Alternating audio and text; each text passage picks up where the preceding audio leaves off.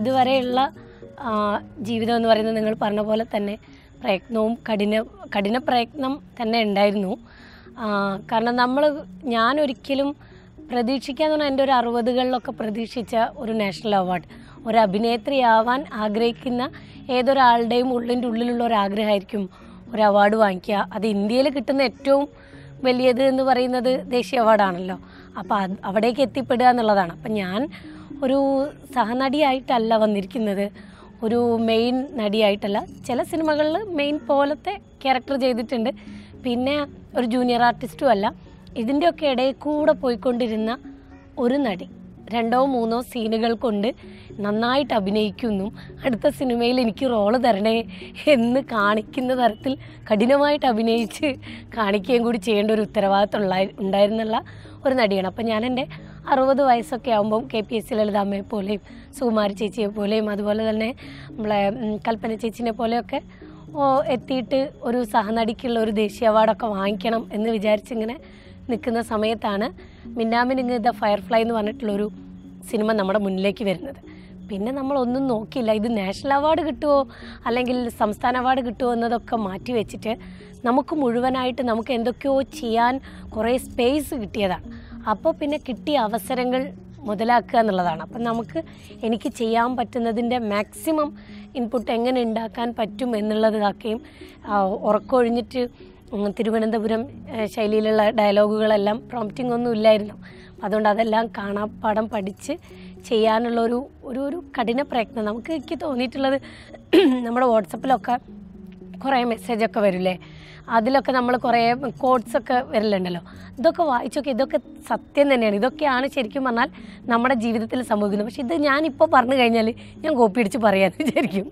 പക്ഷേ ഇതാണ് ഒന്ന് ശ്രദ്ധിച്ച് നോക്കിയതാണ് നമ്മുടെ ജീവിതത്തിൽ സംഭവിക്കുന്നത്. നമുക്ക് വിജയത്തിന് ഒരിക്കലും കുറുക്ക് വഴികളില്ല എന്നുള്ള വലിയൊരു പാഠം ഞാൻ പഠിച്ചു.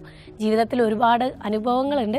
ഈ അനുഭവങ്ങളൊക്കെ അത് പാഠങ്ങളാണ്. അപ്പോൾ പാഠം പഠിക്കാൻ വേണ്ടിയിട്ട് അനുഭവങ്ങൾ ഉണ്ടാവുക എന്നുള്ളതല്ല, പക്ഷെ നമുക്ക് വരുന്ന അനുഭവങ്ങൾ നല്ലതായിക്കോട്ടെ ചീത്തയായിക്കോട്ടെ സന്തോഷമുള്ളതായിക്കോട്ടെ ദുഃഖമുള്ളതായിക്കോട്ടെ, പക്ഷെ അതിനൊക്കെ നമ്മളെ ഒന്ന് തേച്ച് മിനുക്കാനും നമ്മളെ ഒന്ന് ഫോം ചെയ്യാൻ പറ്റുന്ന തരത്തിലേക്ക് നമ്മൾ തന്നെ മാറ്റണം. അല്ലാണ്ട് പിന്നെ എന്ത് പഠിച്ചിട്ട് ഒരു കാര്യമില്ലാത്ത ആൾക്കാരായിട്ട് പോവും. അപ്പോൾ അത് ഓരോ അനുഭവങ്ങളും ഇപ്പോൾ ഈ പ്രായത്തിനിടയ്ക്ക് ഈ 29-30 വയസ്സിലേക്ക് കിടക്കുകയാണ്. അപ്പോൾ ഈ പ്രായത്തിനിടയ്ക്ക് ഉണ്ടായിട്ടുള്ള എൻ്റെ ഓരോ അനുഭവങ്ങളും ഒരു അഭിനേത്രി എന്നുള്ള നിലയ്ക്ക് എങ്ങനെ മാറ്റാം എന്നുള്ളതാണ് എൻ്റെ ഒരു എന്താ പറയുക എൻ്റെ ഒരു എക്സസൈസ് എന്ന് പറയുന്നത്. അപ്പം അങ്ങനെ ഒരു ആക്ട്രസിന് വേണ്ടിയിട്ട് ഞാൻ എൻ്റെ അനുഭവങ്ങളെ മാറ്റിക്കൊണ്ടിരിക്കുകയാണ്. അപ്പോൾ ഞാൻ പറഞ്ഞു വന്ന് കുറുക്കു വഴികളില്ല, നമ്മൾ ഓരോ സ്റ്റെപ്പുകൾ ഇങ്ങനെ കയറി തന്നെ പോകണം. ഇടയ്ക്കൊക്കെ ലെക്ക് പോലെ ഈ പറഞ്ഞ പോലെ ലിഫ്റ്റുകൾ കിട്ടും, പക്ഷെ അതെപ്പോൾ കേടാവുന്നൊന്നും പറയാൻ പറ്റില്ല. അപ്പോൾ നമ്മൾ ഓരോ പടിപടിയായിട്ട് കയറി പോകുമ്പോൾ എന്താണെന്നറിയോ, നമ്മളങ്ങനെ തള്ളിയിടാൻ പറ്റില്ല. നമ്മളിതെല്ലാം കഴിഞ്ഞിട്ടാണ് മോനെ വന്നത് എന്ന് നമുക്ക് പറയാലോ. അപ്പോൾ ആ ഒരു തരത്തിൽ കയറി പോവുക. പിന്നെ നമ്മുടെ ആൽക്കമിസ്റ്റിലൊക്കെ പറയുന്ന പോലെ നമ്മൾ കഠിനമായിട്ട് ആഗ്രഹിക്കുക. അപ്പോൾ അബ്ദുൽ കലാം അദ്ദേഹത്തിൻ്റെയൊക്കെ പിന്നെ കോട്ട്സൊക്കെ നമ്മുടെ ഇതിൽ കിട്ടുമല്ലോ. ഇതിലൊക്കെ ഇങ്ങനെ കഠിനമായിട്ട് സ്വപ്നങ്ങൾ കാണുക എന്നൊക്കെ പറഞ്ഞ് വലിയ വലിയ ആളുകൾ പറയുന്ന കാര്യങ്ങൾ ഞാൻ വെറുതെ ഇങ്ങനെ ആഗ്രഹിക്കുക.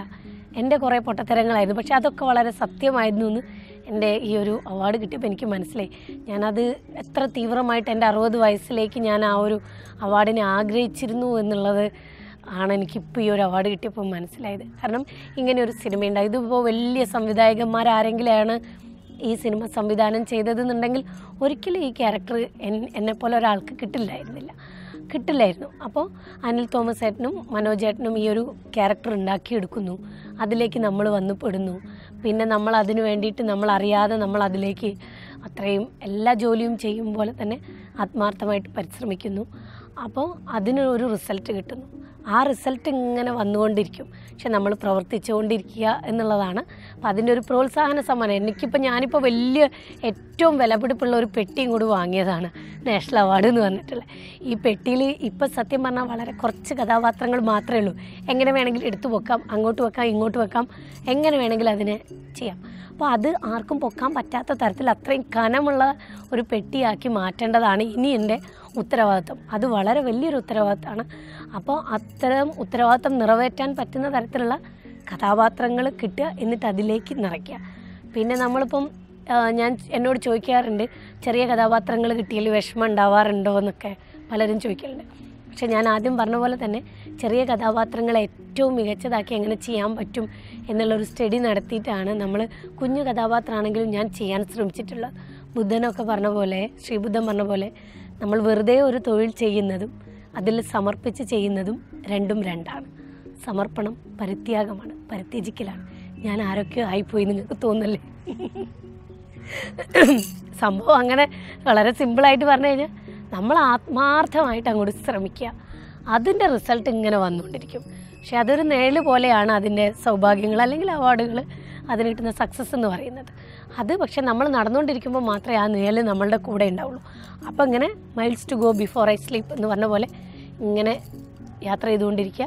അപ്പോൾ എനിക്ക് മിന്നാമിനിങ്ങിലൊരു ഡയലോഗ് പറയണം, നമ്മൾ ഒരുപാട് കാലം ജീവിച്ച് കഴിഞ്ഞിട്ട് ഈ പറഞ്ഞ പോലെ, നിങ്ങൾ പറഞ്ഞ പോലെ തിരിഞ്ഞു നോക്കുമ്പോൾ നമ്മൾ ഇത്രയും കാലം നന്നായിട്ടാണ് ജീവിച്ചത്, അതിനൊരർത്ഥമുണ്ടായിരുന്നു എന്നൊക്കെ തോന്നുന്നിടത്താണ് യഥാർത്ഥത്തിൽ നമുക്ക് സന്തോഷം ഉണ്ടാവുക.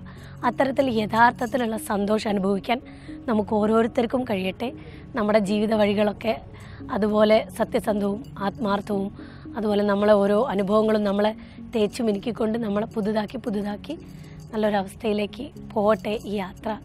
എല്ലാവരുടെയും യാത്ര അങ്ങനെ ആവട്ടെ. എനിക്കും അതുപോലെ എൻ്റെ പ്രായമാകുമ്പോൾ ഇങ്ങനെ തിരിഞ്ഞു നോക്കിയിട്ട് നിങ്ങൾ ഈ പറഞ്ഞ പോലെ സന്തോഷിക്കണം.